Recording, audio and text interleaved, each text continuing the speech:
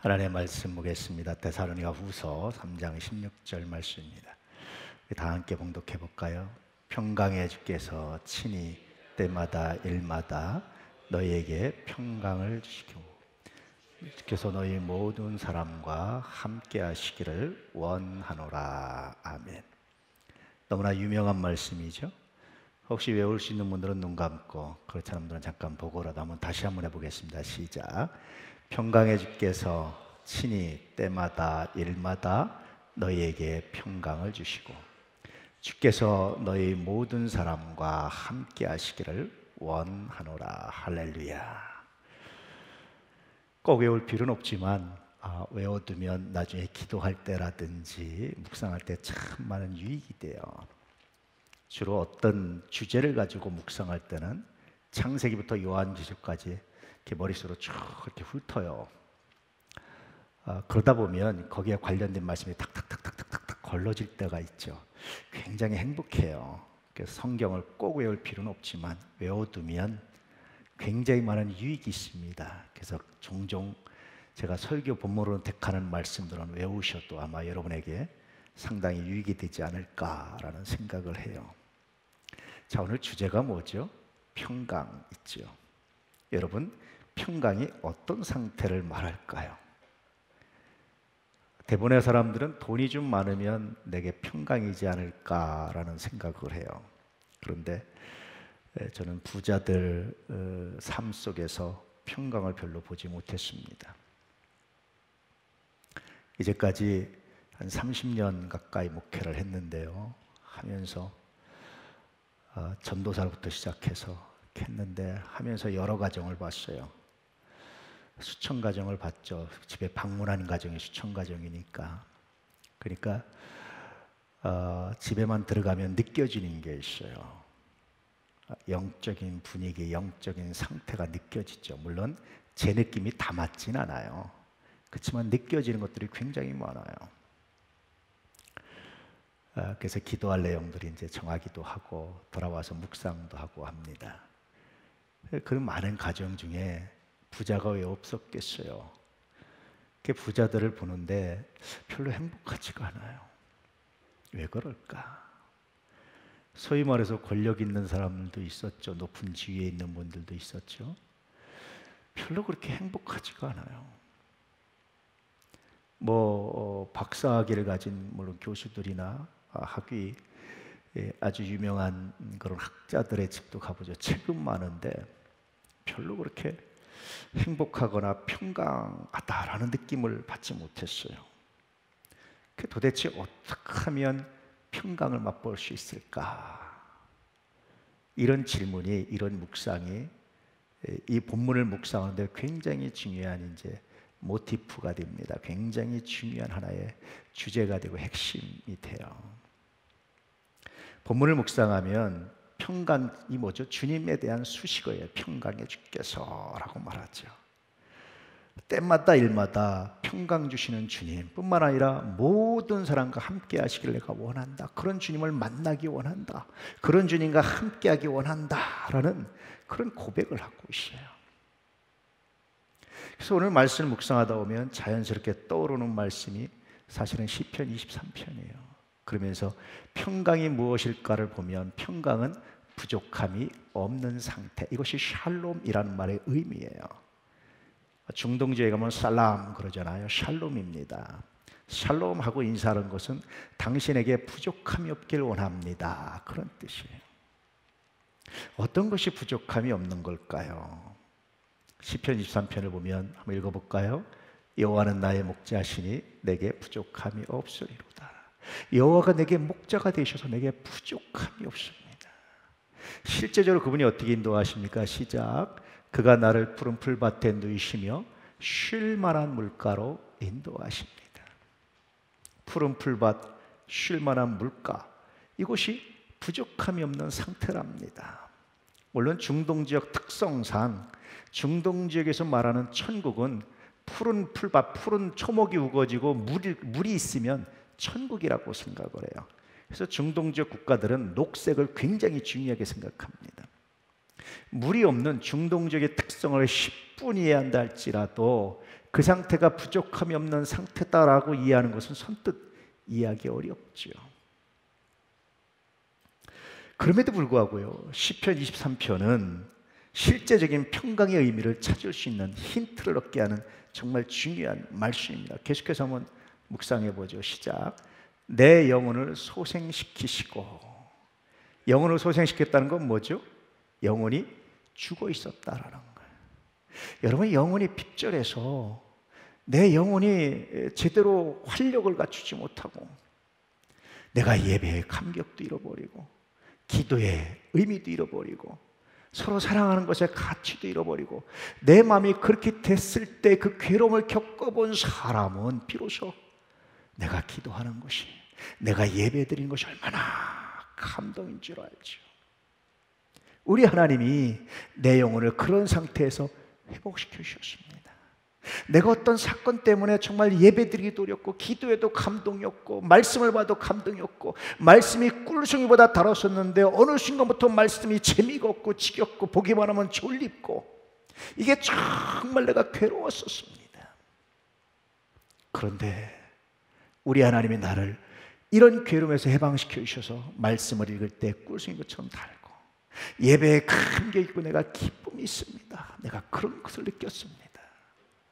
그럴 때 비로소 평안합니다. 내가 평강이 있습니다 라고 고백하는 거예요. 그 다음 읽어볼까요? 의의 길로 인도하시는도다.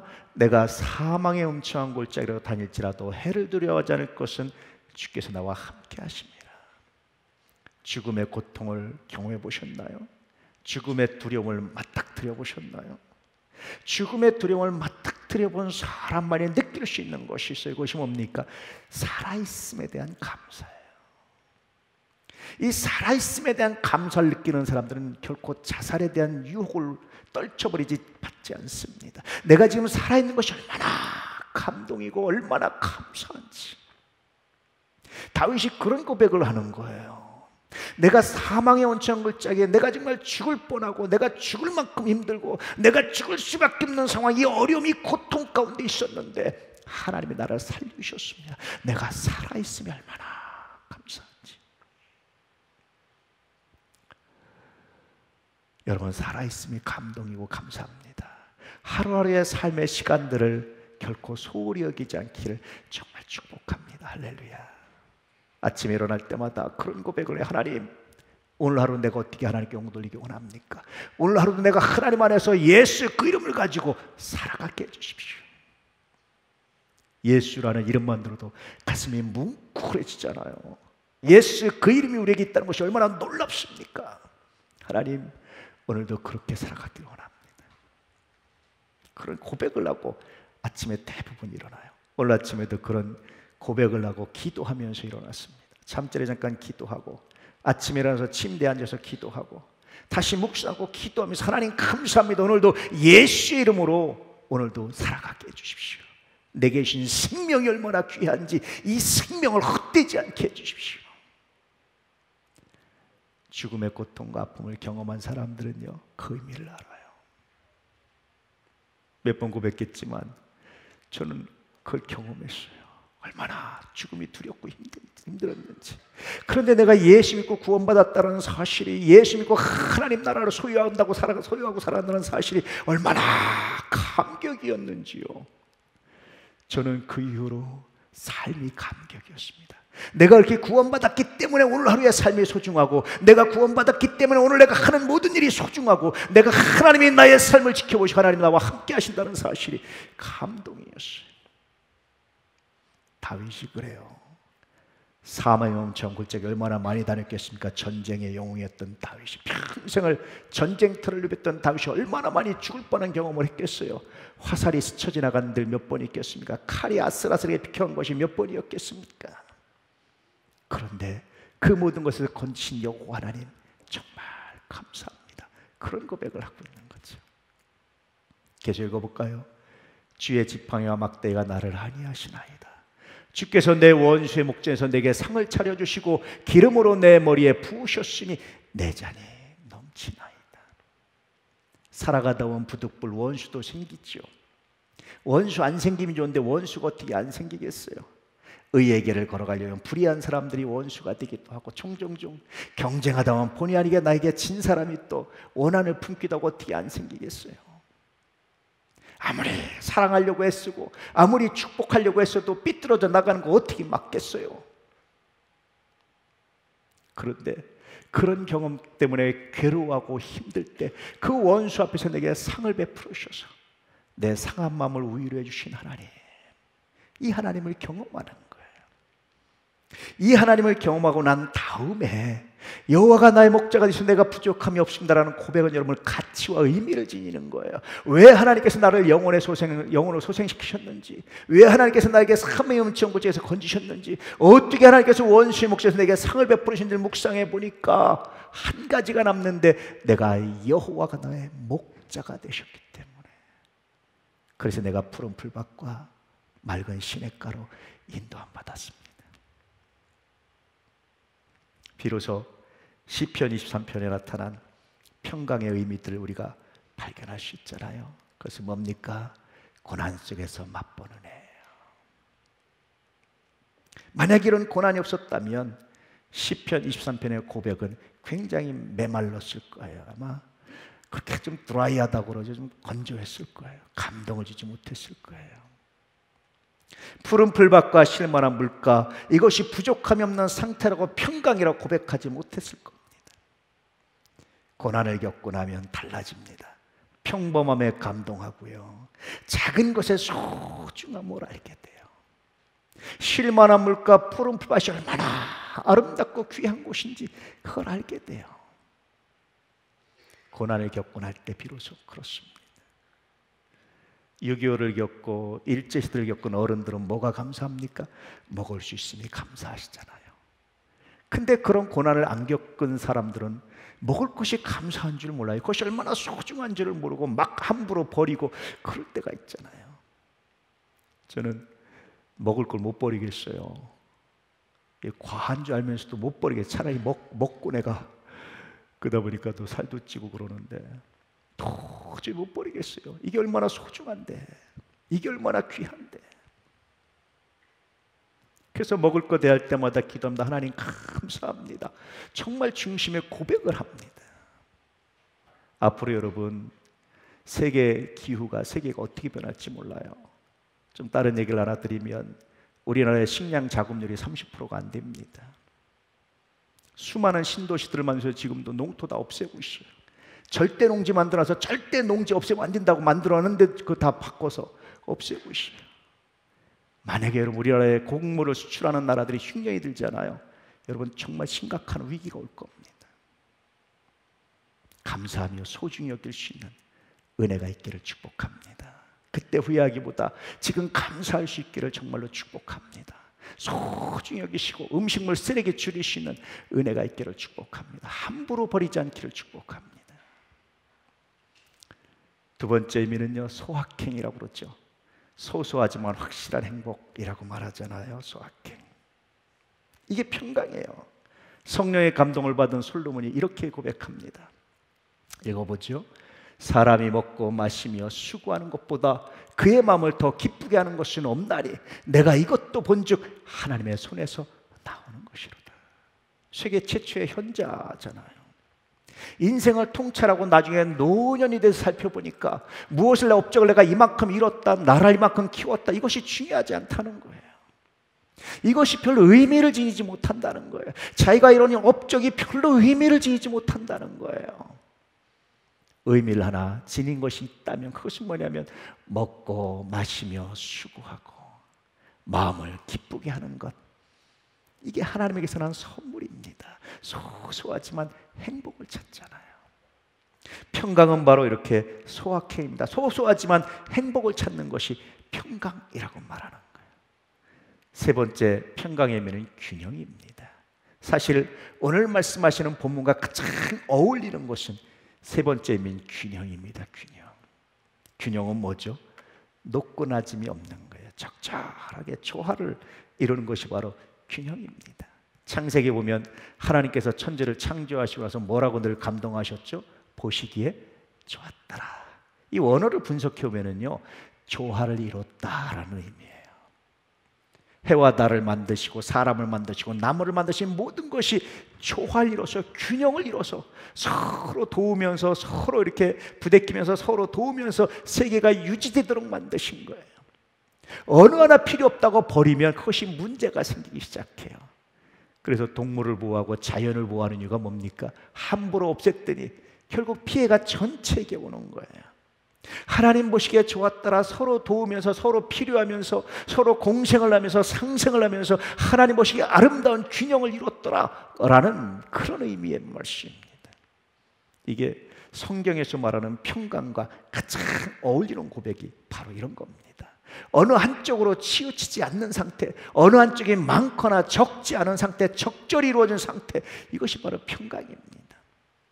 돈이 있는 만큼 학식이 있고 그만큼 힘이 있고 건강이 있고 그만큼을 누리는 거예요. 그게 균형입니다. 이것이 보시기에 좋은 상태, 균형이라는 거예요. 다시 말하면 평강이라고 말하는 겁니다. 저는 종종 부부들을 보면서 참 하나님의 짝지으심이 오묘하다라는 생각을 해요. 균형을 이루어주신 거예요. 다시 말하면 하나님께서 균형을 맞춰주셔서요, 남편만큼 아내입니다. 아내만큼 남편이지 남편과 아내가 이렇게 차이 나는 것을 별로 못 봤어요. 차이 나는 것 같은데 가만히 관찰해 보면 남편만큼 아내, 아내만큼 남편입니다. 정말 하나님 짝지으심이 놀랍다. 그래서 남편 앞에서 잘난 척하는 아내는 불쌍한 거예요. 아내 앞에서 잘난 척하는 남편도 불쌍한 겁니다. 너만큼 나, 나만큼 너. 이게 균형이란 말이에요. 하나님이 그렇게 짝을 지었어요. 시편 23편을 보면 다윗이 이렇게 마무리하고 있죠. 읽어볼까요? 내 평생의 선하심과 인자하심이 반드시 나를 따르리니 내가 여호와의 집에 영원히 살리로다. 이렇게 고백하고 있어요. 정말 아름답지 않습니까? 평강이 넘치는 느낌이 들지 않습니까? 과하지도 모자라지도 않는 그런 느낌이 들지 않습니까? 이게 평강입니다. 평강의 주께서 너에게 평강 주시길 원한다라는 말씀은 바로 이런 균형을 의미하고 있는 거예요. 이런 관점으로 다시 오늘 말씀 읽어보겠습니다. 시작. 평강의 주께서 친히 때마다 일마다 너에게 평강을 주시고 주께서 너의 모든 사람과 함께 하시기를 원하노라. 할렐루야. 이제 여러분 오늘 말씀을 다시 한번 좀 생각해 보세요. 이런 관점으로 하는 말씀을 생각해 보세요. 때마다 일마다 언제나 어느 한 부분이 모자라거나 넘치지 않도록 하나님께서 균형을 이루어주시고 우리와 동행하시고 함께 하신다라는 것, 이것이 평강의 의미입니다. 오늘 말씀의 축복입니다. 가치입니다. 세상은 균형을 맞추는 방법을 어떻게 생각하죠? 모자라는 부분을 채움으로 균형을 맞추려고 해요. 야, 너는 다 좋은데 이것만 고치면 돼, 그렇게 말하잖아요. 틀린 말이라고 말하기는 어려워요. 그런데 성서의 가치와는 약간 차이가 있어요. 성서의 가치는 모자라는 부분을 채우는 것이 아니라 남는 잉여 부분을 나누어서 나머지와 균형을 이룹니다. 대부분 성서는 그렇게 가르치고 있어요. 예를 들면요, 예수님께서 잃어버린 양 비유하면서 99마리, 못 쫓아오는 한 마리, 세상은 어떡합니까? 그거 버려두고. 예전에는 학교에서 나머지 공부라는 게 있었잖아요. 못 쫓아오는 학생 수업 끝나고 남겨서 공부해서라도 끌고 가려고 선생님들이 그러셨잖아요. 요즘엔 안 그러시는 것 같아요. 선생님들이 학원 다니고 배워와 뭐 이런다든지. 또 아마 자기 아이 나머지 공부시키면 엄마들이 난리 날 것 같아요. 가만 안 놔둘 것 같아요. 하고 싶어도 못 하실 것 같아요. 요즘에는요, 못 쫓아오는 사람이 그냥 도태되게 놔두고 잘하는 사람만 중심으로 데려가려는 자세를 가져요. 세상적으로는 그렇습니다. 일리도 있고요, 가치도 있어요. 그런데 성서는 그렇잖아요. 예수님은 99마리 놔두고 한 마리를 찾아 나섰어요. 그 못 쫓아오는 거 찾아 나섰어요. 예수님 그거 놔두세요. 그거 가지고 어떻게 하려고 그래요? 우린 99이 더 소중하잖아요 라고 말하는데 예수님은 그렇지 않아요. 그 한 마리 찾아 나서시는 거예요. 성서적 가치는요, 내가 잘하는 부분을 가지고 섬기고 잘하는 부분을 덜어내서 균형을 맞추는 것. 그래서 결국 하향평준화된 것 같은데 사실은 그 안에 하나님의 은혜가, 하나님의 성령임에서 비로소 그걸 통해서 새롭게 역사하신 하나님을 만나라고 말씀하시는 거예요. 혹시 여러분 삶에 평강이 없다면 어느 한 부분이 삐쩍 튀어나와서 다른 부분과 조화를 이루고 있지 못하는 것은 아닌지 묵상해 보시 바랍니다. 혹시 내가 있는 단체, 내가 소속한 공동체에서 평화가 없다면 내가 뾰쩍 튀어나온 하나의 모식이 아닐까 한번 묵상해 보시기 바랍니다. 내 눈에 보이는 것, 그가 못 보고 있다면 그것은 내가 삐쩍 튀어나온 부분이에요. 그것 가지고 불평을 말하고 그것 가지고 말하는 사람의 그것 가지고 조용히 나눠서 섬김으로 돌려버리면 그곳에 평화가 있습니다. 이제 명절이잖아요. 늘 기도하는 게 있습니다. 명절 때마다 하나님, 우리 도난 가족들로 말미암아 각 가정에 평화가 임하게 하소서, 평강을 맛보게 하소서. 그런 고백을 해요.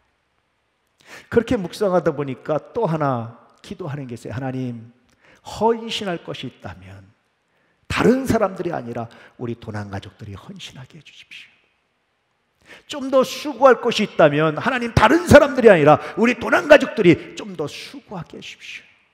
돈을 쓸 일이 있다면 다른 사람이 아니라 우리 도난 가족들이 쓰게 해주십시오. 그리고 자랑하지 않고 그저 묵묵히 하나님께 드린 것으로 내가 하나님께 드렸습니다라는 믿음으로 쓰게 해주십시오. 그렇게 평화를 만들게 하십시오. 저는 종종 그렇게 기도해요. 친구들 중에 사업을 하는 친구들이 몇 명 있어요.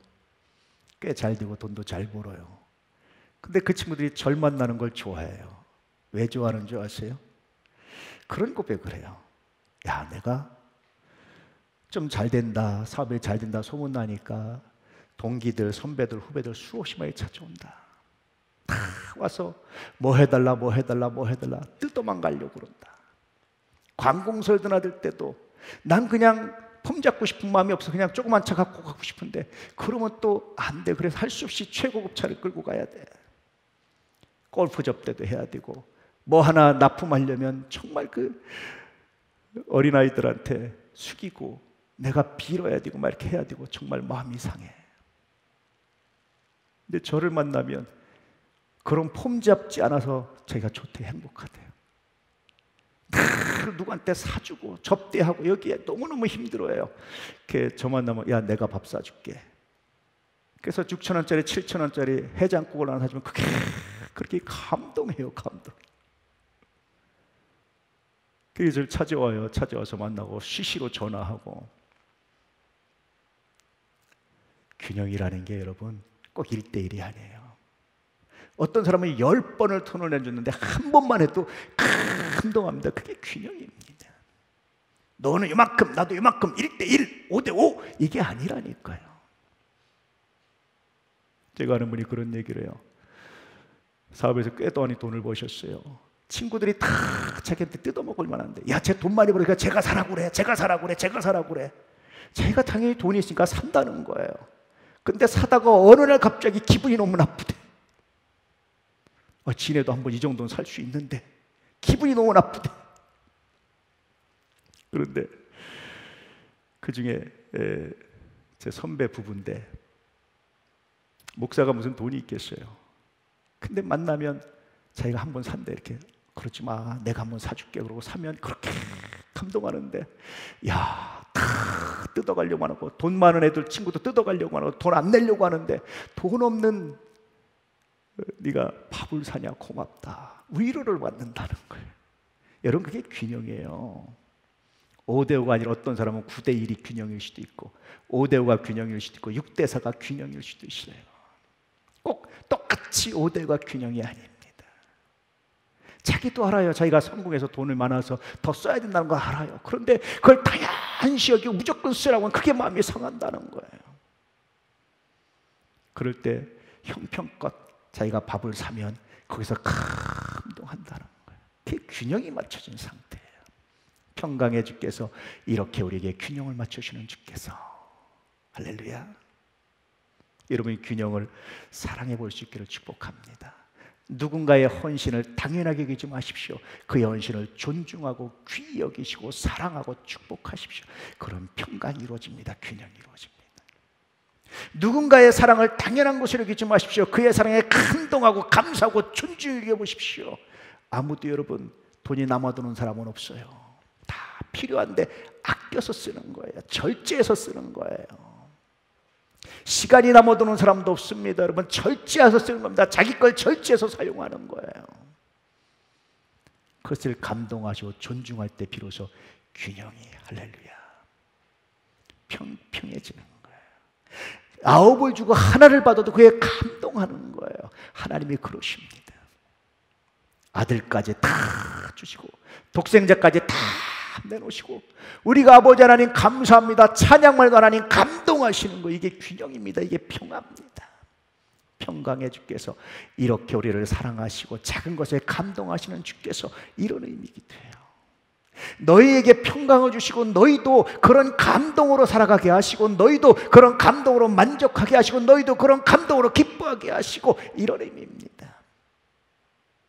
뿐만 아니라 주께서 너희 모든 사람과 함께 너희가 걸어가는 그 길에 그렇게 평강으로 충만하게 하시길 내가 원한다, 내가 축복한다. 이것이 오늘 말씀의 가치고 의미입니다. 저 사람이 하는 만큼 나도 그렇게 못해요. 저 사람이 이만큼 하니까 나도 이만큼, 그렇게 해서 평화가 이루어지지 않습니다. 그만큼 해준 것 정말 고맙습니다. 그 내가 할 만큼 또 최선을 다해서, 사람이 서로 합니다. 일부러 악을 가지고 보지 않는 한, 악하게 왜곡시키지 않는 한 보여요. 그의 사랑이, 그가 최선을 다하는 것이. 그게 감동이지 않습니까? 그럴 때 평강이 일어나고 평화를 맛보고 주님 주시는 평화가 비로소 이런 거다라는 사실을 고백하고 알게 됩니다. 혹시 여러분의 삶의 균형이 깨져서 평강을 잃어버린 것이 있다면 오늘 말씀을 묵상하시고 평강을 회복하시기를 축복합니다. 혹시 좀 지나치게 하나가 많아서 나머지가 여러분 이것 때문에 걸림돌이 된다면 평강을 회복하시고 이 걸림돌을 꺾어서 나눠주심으로 평강을 회복하시기를 축복합니다. 왜냐하면 그것이 주님의 뜻이고 주님께서 우리에게 그렇게 소원을 가지고 행하시기 때문에 그렇습니다. 혹시 여러분 누군가 여러분에게 아낌없이 베풀고 있다면 마음으로라도 말로라도 감사를 표현해 보십시오. 그런 균형이 이루어져서 평강이 이루어질 겁니다. 혹시 여러분이 베푸는 것에 대해서 누군가 감사할 줄 모른다면 좀 기다려 보십시오.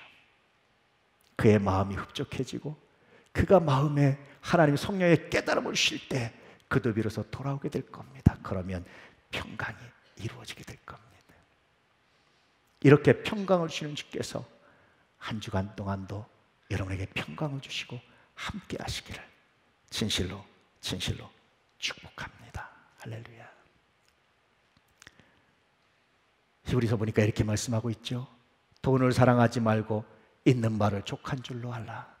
그가 친히 말씀하시기를 내가 결코 너희를 버리지 아니하고 너희를 떠나지 아니하리라 하셨느니라. 있는 바를 족한 줄로 알라 합니다. 있는 바를 족한 줄로 모르면 평강이 깨져서 옆에 내게 사람이 있는 것으로 족합니다. 나와 함께 밥 먹을 사람이 있는 것으로 족합니다. 내가 힘들고 어려울 때 전화할 수 있는 사람이 있는 것으로 족합니다. 그가 나에게 전화해 주는 것으로 감사하고 족합니다. 어저께 교사 MT 하는데 누군가에게 전화가 왔어요. 한 30분을 받는데 말의 핵심이 그겁니다. 목사님이잖아요.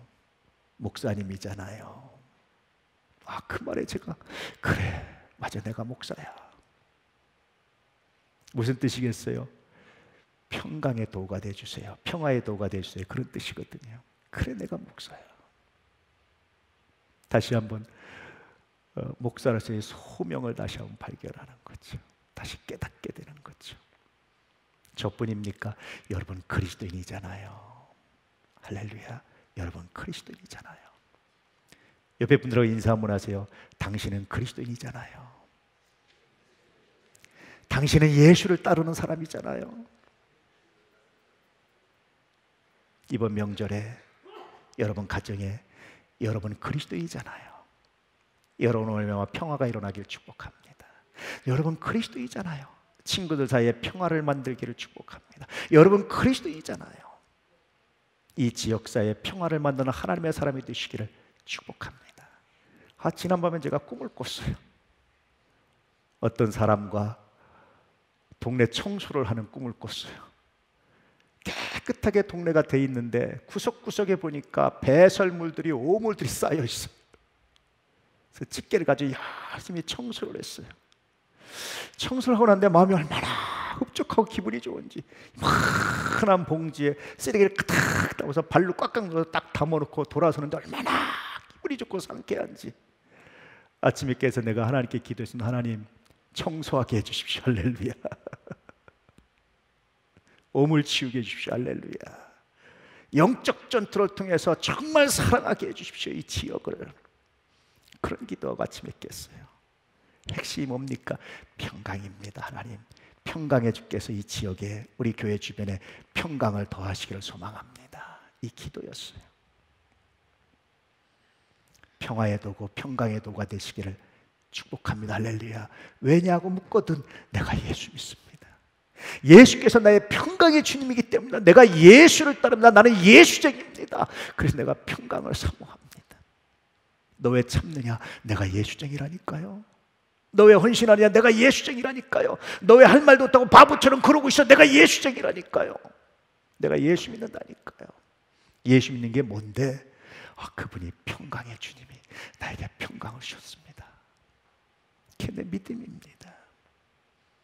이 고백을 가지고 평강의 주님, 그분과 함께하는 거룩한 삶이 되시기를 진실로 진실로 축복합니다. 할렐루야. 오늘 말씀을 묵상하며 잠깐 기도하겠습니다. 아버지 하나님, 아버지 하나님, 아버지 하나님, 평강의 도구가 되게 하소서. 평강의 도구가 되게 하소서. 평강의 도구가 되게 하소서. 평강의 도구가 되게 하여 주시옵소서. 주님, 주님, 주님.